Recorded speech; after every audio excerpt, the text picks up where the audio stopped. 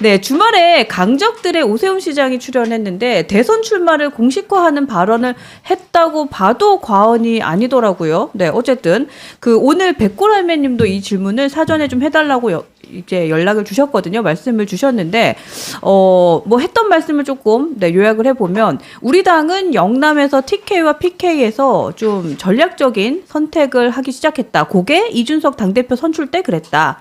그리고 지지율에 대해서는 합리적인 중도 성향, 즉 본인을 지지하는 사람들은 지금은 응답률이 굉장히 적지만 지난 서울시장 보궐선거에서도 보니까 초기 여론조사에서는 본인이 3, 4위 했고 결국에는 25개 자치구 425개에서 압승을 했다. 그러니까 결국은 중도를 껴안는 내가 당신과 민심에다 유력하다. 뭐 이런 얘기를 하더라고요. 그래서 이 부분에 대해서 어떻게 생각하시는지 여러분들이 의견을 좀 들어보고 싶어 하시더라고요.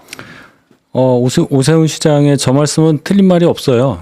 일단 서울에서는 오세훈 시장의 경쟁력이 타 지역에 비해서 당연히 월등히 나올 거고 네. 오세훈 시장 입장에서 볼 때는 그리고 이제 전국적으로도 봐도 어느 정도 인지도가 있기 때문에 지금 상황에서 여론조사를 하면은 꽤 많이 나올 겁니다. 예, 그건 맞는데 우리가 이제 보는 게 그거잖아요. 양자 대결 해가지고 뭐 홍준표, 오세훈 이 두 분은 이재명하고 붙어 있고 김문수는 뭐 이기는 것도 나오는데 뭐 누구는 조금 더 떨어지고 요걸 보잖아요.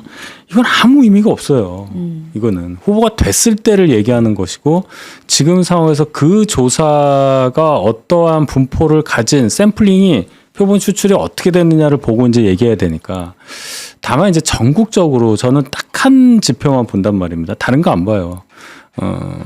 여론조사함에 있어서 면접조사가 가장 중요한 것이고 누구에게 물어보느냐에 있어서 전국적인 연령이나 지역별 분포를 맞춰서 전화를 하는 것이 맞다고 보기 때문에 그 두 가지를 갖춘 것은 휴대폰 안심번호에 의한 면접조사 그것만 좀 저는 유심히 봅니다. 솔직히 말씀드려서. 네네. 거기서 뭘 보느냐 국민의힘 지지층에서 후보들을 어떻게 생각하느냐, 누굴 더 선호하냐, 뭐 이런 거에다가 아니면 전국적으로 그렇게 볼 때는 지금 1대1 여론조사 결과랑 되게 많이 달라요. 아, 그렇죠. 많이 다릅니다. 네. 그래서 뭐 예를 들어서 뭐 차이는 뭐 그렇게 많이 나진 않지만 지금은 1강이라고 할 수 있는 김문수 후보를 빼고 뭐 홍, 오, 한 뭐 이런 게 순서가 있는데 그 순서가 바뀌어요. 네. 한, 홍, 오로 바뀝니다. 그리고 한과 오의 차이는 꽤 나요. 꽤 납니다. 네. 가장 최근에 실시됐던 전당대회 결과는 한동훈 대표가 대표가 되던 작년 7월 23일 전당대회였어요.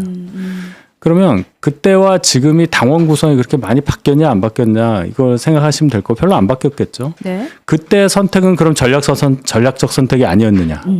그때는 친윤이라고 하는 분들이 원희룡, 나경원 이런 후보들 막 출마시켜서 어떻게든지 간에 한동훈 후보 안 되게 하려고 많은 일을 했었잖아요. 네. 윤상현 후보까지. 그랬죠. 네. 근데 거의 이제 3분의 2를 점유하는 득표율로 이제 됐는데 그 당시에 그럼 생각했던 당원들 또 민심의 향방과 지금 상황이 어떻게 되느냐를 잘 보셔야 합니다. 지금은 탄핵이라는 상황이 이 폭탄이 하나 터졌기 때문에 굉장히 민심 흔들리고 하겠지만은 기본적인 어떤 국민의힘 지지층이 보는 대선을 앞둔 표심은 저는 솔직히 별로 많이 안 바뀔 걸로 봐요. 아, 그래요? 선거를 이기기 위해서. 왜 그 당시에 그러면 비대위원장 하다가 총선에서 이기지 못한 한동훈 전 대표를 다시 선택을 했을까요? 네, 그 상황을 한번 우리가 돌이킬 필요가 있고 불과 6개월 된 얘기입니다. 그래서 오세훈 시장님의 저 주장은 충분히 공감 가는 바나 네. 과연 전당대회가 열려서 후보를 뽑을 때도 그것이 파괴력이 쭉 이어질 것이냐가 하나가 있고 또 죄송한 말씀이지만 네. 오 시장한테는 리스크가 약간 있어요. 뭐 아시죠? 그렇죠. 명태균. 네. 그것의 실체를 아직은 모르지만은 그것을 뚫어야 할 운명이 오세훈, 홍준표 두 분에게 있다. 이렇게 봐야 되겠죠. 그렇죠. 그 명태균 씨의 리스크가 조금이라도 있는 사람은 나오면 안 된다라고 진짜 강하게 말씀하셨던 게 기억이 나네요. 그렇죠. 당의 네. 미래를 생각해서 그렇죠. 혹시라도 그 본선 후보가 됐을 때 그러면 상대방 진영에서 집요하게 물고 뜯을 텐데 그 네. 과정에서 혹시라도 사실과 다른 답변을 하나라도 하는 순간 이제 김문기 몰랐다. 미러링이 돼서 네. 정말 이제 사법 리스크에 시달릴 수도 있다. 그렇게 되면 그게 그 개인의 리스크로 끝나지 않고 네. 당이 400억 원을 또 반환해야 되는 그런 리스크까지 갈 수 있기 때문에 그런 점을 생각해서 당의 미래를 고려하면은 직간접적으로 관련이 있는 분들은 사실은 쉽사리 등판하면 안 된다라는 의견을 갖고 있는 거고요. 근데 그걸 떠나서 저는 지금까지 상황을 봤을 때 이제 이번 앞으로 만약에 조기 대선이 있게 된다면 국민의힘의 경선이 어떤 구도로 치러지겠는가 이걸 생각해 보면은 탄핵에 가장 강력하게 반대했던 후보와 계엄에 가장 강력하게 반대했던 후보 네. 그 양자로 급격하게 수렴될 가능성이 높다고 보고 있어요. 아, 그래요? 왜냐하면은 결국에는 전선이 어디에서 형성이 될 건가 보면은요. 이 정도로 이제 김문수 장관이 부상을 하면 그분은 높은 확률로 저는 조기 대선이 발생하면은 출마를 하실 거라고 봅니다. 아, 그래요? 그러면은 탄핵에 대해서 어떤 입장을 가져야 맞느냐가 하나의 전선이 형성이 돼요. 분명한 전선이 형성이 됩니다. 여기서는 탄핵에 찬성하는 후보와 반대하는 후보 간의 전선이 형성이 되고 탄핵에 대한 찬반은 결국 12월 3일 비상계엄 사태에 대한 평가와 동전의 양면에 있어요.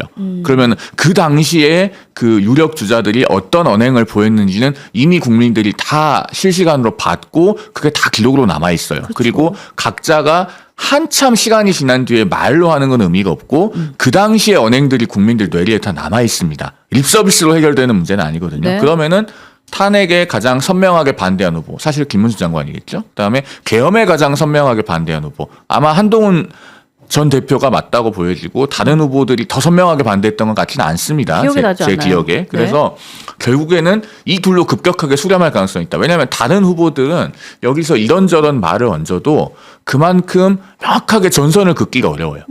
그래서 그 중간에 있는 후보들이 사실은 여기서 전선이 펼쳐졌을 적에 말의 힘을 급격하게 잃고 애매해질 가능성이 있다고 봐요. 결국에는 우리가 한 명을 뽑는 후보는 1등과 2등의 싸움이 되거든요. 그 1등과 2등의 싸움이 여기서는 가치 전선으로 펼쳐지면서 나머지 후보들이 굉장히 포지션이 애매해질 수 있다. 그런 점에서 오세훈 시장이 굉장히 장점이 많은 정치인입니다. 4선 서울시장으로서 경륜이 있고 그렇죠. 그다음에 나름의 중도 확장성이 있고 또 안정감도 있고 그런데 지금 시점에서는 탄핵에 가장 강력하게 반대했던 후보도 아니고 그렇다고 계엄에 가장 강력하게 반대했던 후보도 아니고 그러면은 그 나름의 뭔가 제3의 아젠다를 찾아야 그 전선을 뚫고 들어가서 삼각형으로 뭔가 아젠다를 세울 수 있을 텐데 그게 가능하냐는 이제 본인에게 달렸죠.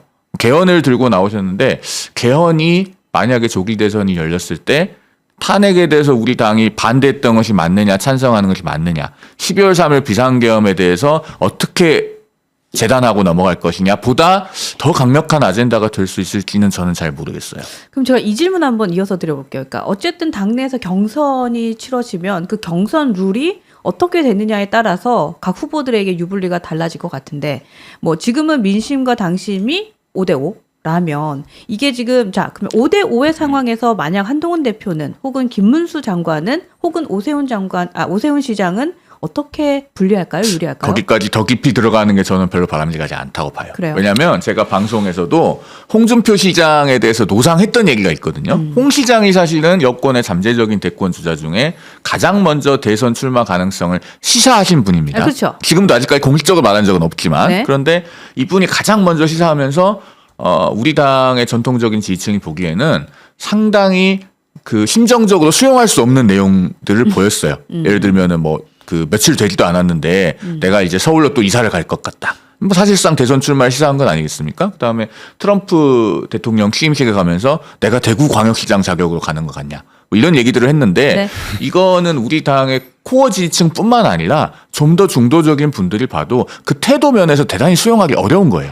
그러니까 어쨌든 현직 대통령에 대한 탄핵 심판이 아직 안 끝났는데 여기다 대고 사실상 뭐 나는 대선 나올 거다라고 기정사실화하는 것과 진배 없잖아요. 그런 점에서 많이 점수를 잃었고 지금 홍준표 시장의 그 여론조사 지지율이 잘 나오지 않는 것은 저는 이런 부분에 상당히 기인하고 있다고 봐요. 그래서 탄핵이 인용될 가능성 분명히 있는 거고 네. 그러면은 조기 대선이 발생할 가능성도 현실적으로 존재하지만 그렇다고 그거를 거의 기정사실화하는 것처럼 가서 경선 룰까지 들어가서 지금 시점에 공개적으로 얘기하는 것이 저는 비록 유튜브라고 해도 지금 시점에서 거기까지 나가는 거는 좀 너무 나가는 것 같다라는 개인적인 생각을 가지고 있습니다. 좋습니다. 저희가 홍준표 대구시장에 대해서 여러분들이 또 댓글 많이 달아주시거든요. 그러니까 비단 지금만이 아니라 저희 영상에도 많이 달아주시는데 그 말씀하셨던 그 지점, 그러니까 굉장히 좀 섣부르게 본인의 대선 출마에 대해서 계속 뉘앙스를 풍기는 걸 가지고 많은 분들이 요런 단어 쓰시더라고요. 아유, 주책이야. 이런 단어 진짜 많이 쓰더라고요. 네, 그게 지금 민심인 것 같아요. 그러니까 이제 네. 홍준표 시장은 그럴 수밖에 없어요. 지금 대권 도전이 3번째가 되는 건데 본인 입장에서는 자기가 지난번에 17년도 대선 때 차출돼서 당도 본인이 한번 이끌어봤고 잘 가다가 안 좋은 일로 이제 나가시게 된 거죠. 그렇죠. 그러다가 지난번 대선 때 윤 대통령 아니었으면 자기가 됐다는 거죠. 그런 전제를 깔고 있는 거예요, 지금. 그러니까 외부에서 온 사람 너무 싫고 내가 이 당을 지켜왔는데 무슨 다른 선택이 있겠느냐. 그러니까 굉장히 이 자아가 세진 거죠. 그러니까 이제 그건 그렇게 이해하면 되고, 경선 과정에서 뭐 당심 민심 비율이 변하면 어떻게 되느냐 하는 건 큰 의미가 없어요. 지난번 대선 전당대회 결과를 우리가 계속 봐야 됩니다. 그 지난 게 아니고 그걸 다 제가 지금 다시 찢어서 보고 있는데 결국 민심 당심 똑같이 나왔잖아요. 그래서 그때 우리 한번 생각을 해보자고요. 수많은 기자들이 어떻게 될 것 같아요? 50% 넘을 것 같아요. 당원들은 뭉치고 있는데 뭐. 그래서 제가 그랬어요. 당원이 뭉친다는 걸 뭘로 증명하느냐. 당신들 당원이라는 사람 한 번이라도 만나봤냐. 기자들은 만날 수가 없어요. 기자가 당원일 수도 없고. 그렇죠? 네. 그냥 떠도는 얘기, 과거에 습관처럼 썼던 기사들, 데스크인지 뭔지 모르겠지만 위에서부터 내려오는 옛날 그 족보, 그거 보고서 달달달달 외우면서 기사를 쓰더라고요. 그래서 제가 계속 얘기를 했습니다. 우리 당 당원은 40만 명 수준인 상황에서 3년 사이에 윤 대통령이 이제 들어오시면서부터 그 대선 거치면서 2배가 됐다. 그때 들어온 당원의 그 성향이라는 것은 또 연령대라는 것은 기존 당원하고 너무 다르기 때문에 물타기가 엄청 된 거예요. 그 딜루팅 효과가 엄청났기 때문에 알 수가 없다. 제가 예를 들어 볼게요. 제가 강동갑에서 당협위원장을 2018년, 2019년에서 2020년 초까지 2년을 했습니다. 네. 그때요. 책임당원, 당비 내시는 분, 당원 숫자가 강동갑에서 많을 때 800명이었어요. 많을 때. 지금요. 제가 지난번에 경선하려고 2,700명이에요. 그럼 800명과 2,700명을 생각을 해보자고요. 뭐 800이나 2,700이나 이렇게 말씀들 하실 수도 있지만 800일 때는 제가 한 3분의 1은 누군지 알겠어. 지금은 몰라요. 그런 분들이 투표권이 있단 말입니다. 그러니까 단순히 야 당심은 홍이고 뭐 이런 얘기 무슨 국회의원들이 숫자가 많아서 국회의원들이 밀고 가면은 된다. 그거 다 부정됐잖아요. 그때 우리 다 얘기했죠. 네. 그러니까 그거 아니다. 결론은 민심이 어떻게 반응하냐를 보면 국민의힘 당원들도 똑같이 간다라는 생각을 가지시고 조금 더 파격적으로 정치적으로 얘기를 하려면 이번에 만약 룰 바꾼다 하면 네. 민심 100%로 가는 것도 저는 좋다고 봐요.